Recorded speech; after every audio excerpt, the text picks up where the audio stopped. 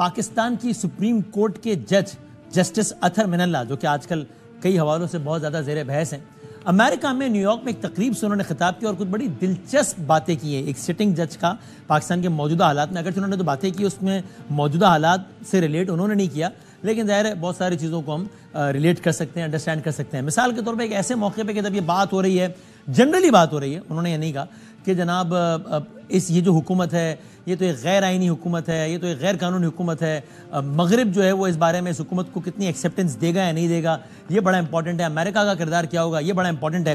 جناب اطہر من اللہ صاحب ماضی کے کچھ حوالے کوٹ کر کے کہتے ہیں کہ پاکستان کے لوگوں نے تو ہمیشہ غیر آئینی اور غیر قانونی اور آمرانہ حکومتوں کے خلاف ہمیشہ مزاحمت کی ہے، مگر پاکستان کی عوام کے لیے یہ کام مزاحمت کی ہے، لیکن پاکستان کی عوام کے لیے کام یعنی کہ غیر آئینی حکومتوں کی مزاحمت کرنا اس وقت مزید مشکل ہو جاتا ہے جب بیرونی دنیا ایسی حکومتوں کی توثیق کر دیتی ہے۔ ایک ایسے موقع پہ کہ جب رجیم چینج کا الزام میں امریکہ پہ لگتا ہے، انٹرسٹنگ کامنٹ ہے، انہوں نے ایگزیکٹلی کیا کہا ذرا دیکھیے گا۔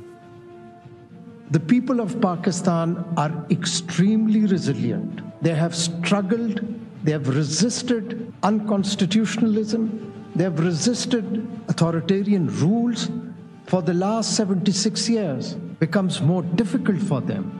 It becomes more challenging when the outside world endorses unconstitutional authoritarian regimes.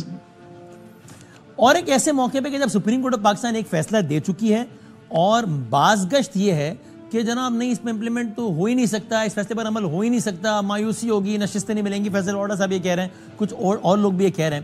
اطہر من اللہ صاحب کا ایک کامنٹ بڑا انٹرسٹنگ ہے جو کہ انہوں نے اگین اس فیصلے کے تناظر میں نہیں کہا، ایک عمومی حیثیت میں بات کی۔ کہتے ہیں کہ اگر حکام کو پتا ہو کہ جج کوئی غیر قانونی چیز برداشت نہیں کرے گا تو حکام اس جج کے فیصلے پر عمل درآمد نہ کرنے کی کوشش بھی نہیں کرتے۔ کیوں؟ کیونکہ پھر جج بھی جانتا ہے کہ اپنے فیصلے پر کیسے عمل درآمد کرنا ہے۔ آگے کہتے ہیں ہر فیصلے پر عمل درآمد ہونا ہے اور یہ جج کی ڈیوٹی ہے کہ وہ اپنے فیصلے پر عمل درآمد کروائے۔ ایگزیکٹلی کیا کہا اس بارے میں اطہر من اللہ صاحب نے، یہ دیکھیے۔ If people have confidence in a judge and if the authorities know that the judge does not tolerate things that are not legal, they don't even attempt to violate the judgment or refuse the judgment to be implemented, because then the judge knows how to have his judgment implemented. Every judgment has to be implemented and it is the duty of the judge to have the judgments implemented. Every judgment has to be implemented and it is the duty of a judge to get it implemented. آپ کو یاد ہوگا بھی حال ہی میں یعنی کچھ عرصہ ہو گیا، آپ کو ظاہر ہے تحریک عدم اعتماد آئی تھی اور پی ٹی آئی جب گورنمنٹ گری تھی اس وقت رات میں عدالتیں کھل گئی تھیں، سپریم کورٹ اور اسلام آباد ہائی کورٹ کی بھی لائٹ کھل گئی تھی، اس وقت بڑی ہیڈ لائنز چلی تھیں اور اس کو خود پی ٹی آئی نے بھی بڑا تنقید کا نشانہ بھی بنایا تھا۔ عمران خان صاحب کہتے رہے جلسوں میں کہ جج صاحبان میں نے ایسا کیا کر دیا تھا کہ آپ لوگ رات کو عدالتیں کھول کے بیٹھ گئے۔ یہ باتیں بھی ہوئیں، اس وقت بڑی تنقید ہوتی تھی پی ٹی آئی کی جانب سے کہ جناب وہ عدالتیں شاید اس لیے کھول دی گئی ہیں کہ عمران خان کو ایک میسج دیا جا رہا ہے کہ کرواؤ ووٹنگ، تحریک عدم اعتماد پہ عمل کرواؤ ورنہ تمہارے خلاف کارروائی ہو سکتی ہے۔ اطہر من اللہ صاحب سے جب پوچھا گیا کہ آپ نے اس رات عدالتیں کیوں کھولی تھیں یا کیوں کھلوائی تھی اسلام آباد ہائی کورٹ، تو کہتے ہیں کہ تحریک عدم اعتماد کی رات عدالت کھولنے کا مقصد یہ تھا کہ ایک ماحول بن گیا تھا، انہوں نے ایئر کا حوالہ بھی دیا اس میں کہ ایسا ماحول بن گیا تھا کہ جیسے ملک میں مارشل لا لگ رہا ہے۔ تو آگے کہتے ہیں جب مارشل لا لگنے کا امکان ہو تب عدالتیں کھلنی چاہیے، اور انہوں نے آگے اس میں یہ بھی کہا کہ 12 اکتوبر کو بھی کھلنی چاہیے تھی، 5 جولائی کو بھی کھلنی چاہیے تھی۔ ٹو گیٹ این آئیڈیا کہ عدالت میں اس وقت وہ کیا کہتے ہیں، جسٹس یحییٰ آفریدی سے میں نے ہمیشہ رہنمائی لی ہے، میں یحییٰ آفریدی اور منصور علی شاہ جو کہ اگلے چیف جسٹس بھی ہیں وہ ہم اثر ہیں۔ یہ بھی انہوں نے کہا، آپ کو معلوم ہے کہ اسلام آباد ہائی کورٹ کچھ ججز نے ابھی خطوط لکھے ہیں عدالت میں مداخلت کے حوالے سے، تو کہتے ہیں اسلام آباد ہائی کورٹ کے ججز کو بڑی محنت سے میں نے چنا اور خط لکھنے والے 6 ججوں میں سے 5 جج میرے لگائے ہوئے ہیں۔ ذرا حالیہ تاریخ میں جا کر اطہر من اللہ صاحب یہ کہتے ہیں، آپ جانتے ہیں کہ 2018 میں جب مسلم لیگ نون مریم نواز شریف صاحبہ، نواز شریف صاحب، ان کے خلاف جو کیسز آئے تھے، یہ عدالت جس عدالت سے سسپینڈ ہوئے تھے کیسز، سزائیں معطل ہوئی تھی، وہ اسلام آباد ہائی کورٹ تھی، اور اس وقت اطہر من اللہ صاحب اسلام آباد ہائی کورٹ میں ہوا کرتے تھے، اور ظاہر ہے انہوں نے یہ فیصلہ دیا، مسلم لیگ نون کے حق میں گیا وہ فیصلہ، اور اس وقت پی ٹی آئی کو یہ فیصلہ اچھا نہیں لگا اور نون لیگ کو اس سے ریلیف ملا۔ تو اطہر من اللہ صاحب اس حوالے سے کیا کہتے ہیں یہ دیکھیے، کہتے ہیں 2018 میں ایک سیاسی جماعت, ظاہر نون لیگ کی بات کریں, ایک سیاسی جماعت کے طاقتور لوگوں سے, ظاہر کی اسٹیبلشمنٹ کی بات ہو رہی ہے, ان سے معاملات اچھے نہیں تھے. جب میں نے 2 کیسز کو سسپینڈ کیا, یعنی کہ نون لیگ کے حق میں جب فیصلہ آیا, تب ایک منظم انداز سے میرے خلاف سوشل میڈیا پر باقاعدہ مہم چلائی گئی. میری فیملی اس پر باقاعدہ پریشان تھی, میری ساکھ پر باقاعدہ سوالات اٹھائے گئے, میرے خلاف پروپیگنڈا کیا گیا کہ میں نے بھی رشوت کے طور پر لندن میں 2 فلیٹس لے لیے ہیں. یہ پروپیگنڈا اتنا سخت تھا کہ میرے قریبی لوگ بھی اس پر یقین کرنے لگے, بلکہ وزرائے تفنن انہوں نے کہا کہ ایک وقت تو ایسا آیا کہ مجھے خود بھی اس پر شک ہونے لگا تھا. پاکستان کی سپریم کورٹ کے موجودہ جج اور اس وقت اسلام آباد ہائی کورٹ کے جج اس مہم کے بارے میں جب انہوں نے فیصلہ دیا سے نون کو ریلیف ملا اور پی ٹی آئی بہت ناراض تھی, ایگزیکٹلی کیا کہا ہے دیکھیے گا. My family was literally in tears. They propagated that I got 2 flats in bribe. That even those who were very close to me started believing that probably I might have got those 2 flats. I also started doubting myself. I said maybe. You see, because it was so strong. یہ وہ time تھا جب P T I بہت ناراض تھی. P T I کے ایک رہنما نے فرعون کا لفظ استعمال کر دیا تھا ان کے لیے, اور بہت کچھ اور بھی کہا جاتا تھا. اب وقت بدل گیا, حالات بدل گئے, جذبات بدل گئے. حال ہی میں اطہر منی اللہ صاحب کی جو کچھ ججمنٹس ہیں یا رائے ہیں یا ریمارکس ہیں, ان سے اب الٹا معاملہ ہو گیا ہے. اب نون لیگ بہت ناراض ہے اور اب پی ٹی آئی کی نظر میں وہ بہترین جج ہیں, بہت خوش ہیں.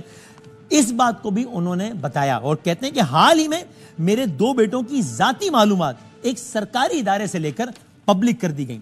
حال ہی میں میری بیوی, جس کا سیاست سے کوئی تعلق نہیں ہے, اس پر ایک ڈاکیومنٹری بنا دی گئی.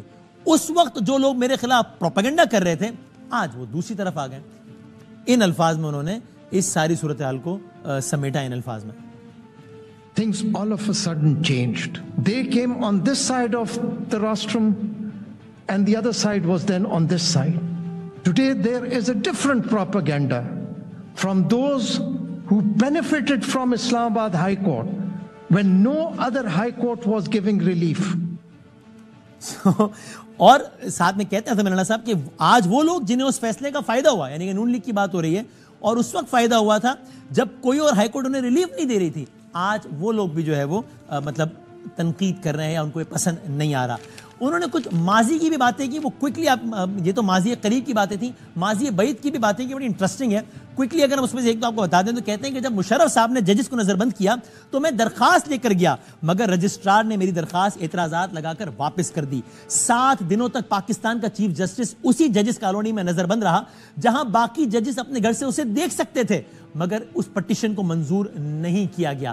اطہر منی اللہ صاحب عدلیہ بحالی تحریک, افتخار چوہدری والی تحریک کا بہت اہم کردار تھے, لیکن وہ بھی آج یہ مانتے ہیں کہ بحالی کے بعد افتخار چوہدری صاحب کا رویہ کوئی زیادہ قابل تعریف نہیں تھا. کہا عدلیہ کے بحال ہو جانے کے بعد اس عدالت کا رویہ قابل تعریف نہ تھا. سپریم کورٹ کو میمو گیٹ کیس نہیں سننا چاہیے تھا, یہ ایگزیکٹو کی حدود میں مداخلت. یہ وہ کیس تھا جس میں نواز شریف صاحب چلے گئے تھے کالا کوٹ پہن کے کہ جناب وہ زرداری صاحب اور حسین حقانی صاحب امریکہ کے ساتھ مل کے فوج کے خلاف سازش کر رہے ہیں. تو اطہر منی اللہ صاحب کہتے ہیں کہ اس کیس میں ہمارے ایک سفیر یعنی حسین حقانی کو عدالت نے غدار قرار دیا, یہ پاکستان کے مفاد میں نہیں تھا. وہ آگے کہتے ہیں ایک وزیر اعظم یعنی کہ یوسف رضا گیلانی کو اس لیے ہٹایا گیا کہ اس کے مطابق صدر پاکستان یعنی زرداری صاحب کو استثناء حاصل تھا. یہ موقف ٹھیک تھا اس وزیر اعظم کا, اور اس بنیاد پر ایک وزیر اعظم کو عہدے سے نہیں ہٹانا چاہیے تھا. مزید کہتے ہیں 18ویں ترمیم ایک اچھا عمل تھا, اس میں پہلی مرتبہ ججز کی تعیناتی کا طریقہ کار طے کیا گیا, مگر بدقسمتی سے اس وقت کے چیف جسٹس افتخار چوہدری نے اسے بھی مناسب نہ جانا. ایک ایسا وقت بھی آیا جب قریب تھا کہ عدالت 18ویں ترمیم کو ہی کردم قرار دے دیتی. پارلیمنٹ کو مجبور کیا گیا کہ وہ ایک اور ترمیم لائے جس میں ججز کی تعیناتی کے طریقہ کار کو کچھ تبدیل کر دیا گیا. سو ویری انٹرسٹنگ, ایک سٹنگ جج سپریم کورٹ آف پاکستان کا حالیہ تاریخ میں بیہائنڈ دا کرٹنز کیا ہو رہا تھا اور وہ خود کیا فیل کر رہے تھے, یہ ہمیں بتا رہے تھے. اور آج کی بھی پاکستان کی جو خبریت ہے وہ عدالتوں کے گرد گھومتی ہے اور اس سے بھری پڑی ہے. اور ہم اسی سے اپنے پروگرام کا آغاز کرتے ہیں, اور پاکستان کے بہت ہی سینئر